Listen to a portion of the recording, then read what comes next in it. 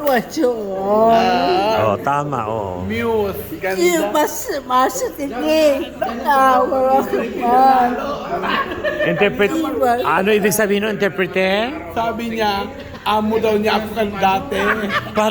Parang hindi yun ang sabi. Nakarito lang. Hindi ka. Ang pamari po to. Ano yun? Interpreter? Para lalaki po. Malalaki po po.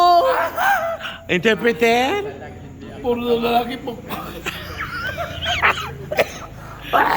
Dahil pa pala ito, hindi ko na pala pinapaubos ko ba? Naka-anim na yan. So kami ang mga naiwan sa mga, alam mo na, mga dito. Racho Kami naiwan dito, oh. Magaganda. Naiwan dito ang interpreter. Racho aso. Basta.